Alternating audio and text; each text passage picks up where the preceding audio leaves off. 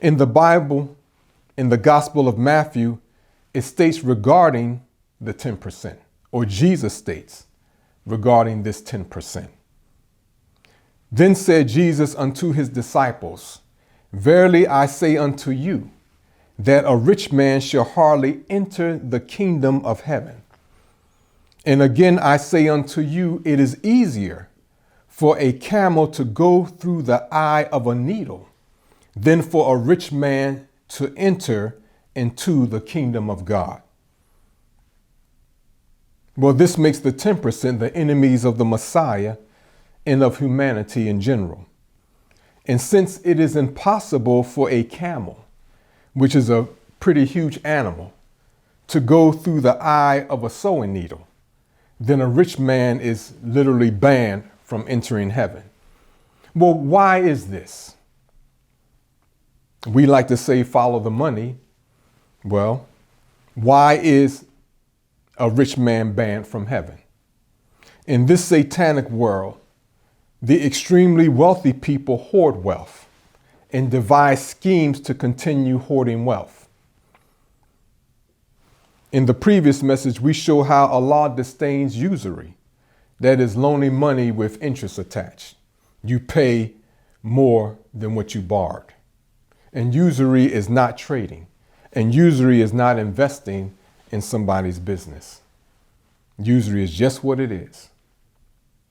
Well, regarding the hoarding of wealth, Allah in the Holy Quran states, O you who believe, surely many of the doctors of law, meaning lawyers, and the monks eat away the property of men falsely and hinder them from Allah's way.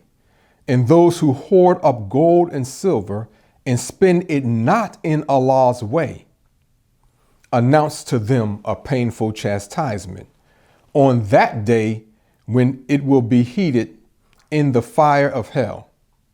Then their foreheads and their sides and their backs will be branded with it. This is what you hoarded up for yourselves.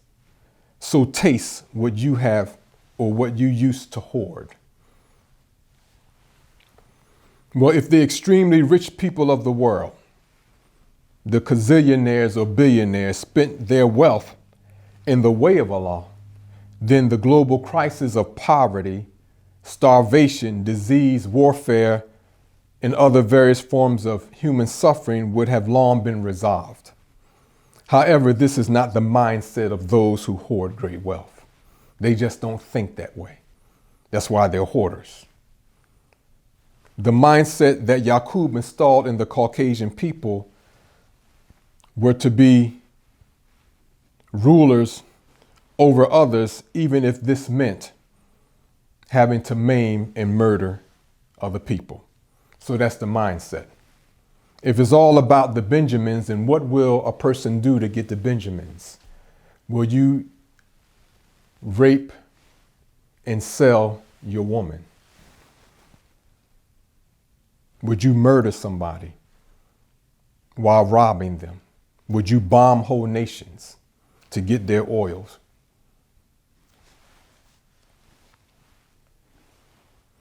Well, this is the mindset of super rich men and families who own corporations that extract natural resources from the earth.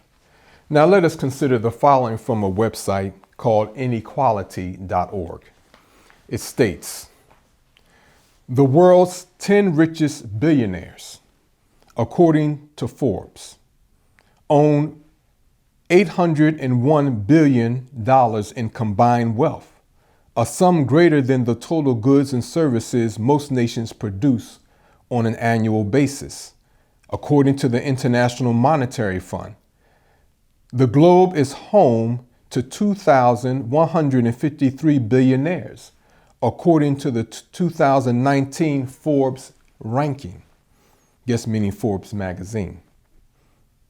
Those with extreme wealth have often accumulated their fortunes on the backs of people around the world who work for poor wages and under dangerous conditions. According to Oxfam, the wealth divide between the global billionaires and the bottom half of humanity is steadily growing. Between 2009 and 2018, the number of billionaires it took to equal the wealth of the world's poorest 50% fell from 380 to 26. So in other words, 26 people own more than half of the global population than the bottom half. Well, in light of this massive global economic meltdown, the super rich are in a desperate frenzy to salvage their wealth. And since their wealth has been accumulated on the backs of the 85%, which is the general population, then the schemes being devised to mitigate and or recoup their losses will obviously be against the 85%. They have notoriously heartless schemes underway to maim and murder many human beings, including most Americans.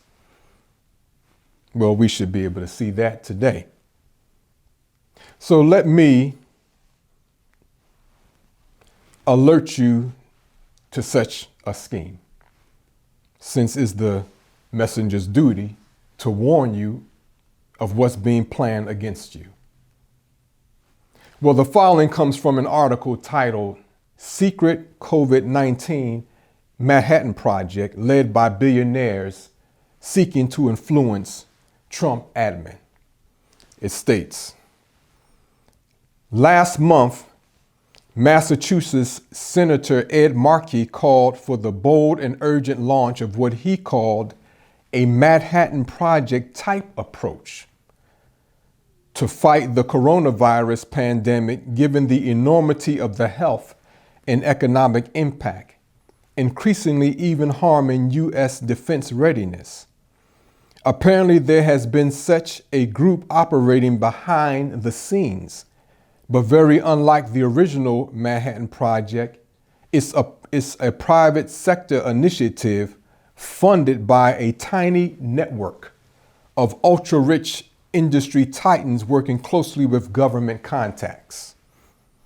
Meet the secret group of scientists and billionaires pushing on a COVID-19 plan, profiled in a lengthy Wall Street Journal investigation. This came out last week in the Wall Street Journal. Continuing, the scientists include a dozen world-renowned researchers, pathology experts, and inventors closely networked at institutions ranging from the Scripps Research Lab in La Jolla, California, to Yale University School of Medicine, to Harvard, to MIT's Laboratory for Nuclear Security and Policy, to private companies and labs like Merck and others. Recommendations and ideas floated by scientists to stop COVID-19 have already reportedly had far-reaching influence, including affecting policy inside FDA in the Department of Veterans Affairs.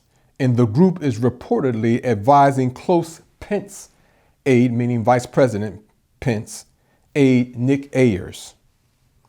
Among other billionaire influencers and backers to the private initiative include Peter Thiel, Jim Pallotta, Michael Milken, Brian Schiff, Steve Pagliuca, and others. The Manhattan Project was a scientific project that led to the development and dropping of the atomic bomb on Japan in the 1940s. That's what the Manhattan Project was. So this is supposed to be a Manhattan Project type of initiative. Well, this alone indicates that wickedness is written all over it. So what is this secret group and what are they plotting? Well, why is wickedness written all over it? Well, the FDA is responsible for the approval of drugs and vaccines for use and distribution in the United States. So I wonder if the U.S. Congress, as an entire body, knows anything about these secret meetings since transparency is supposed to be the hallmark of a democracy.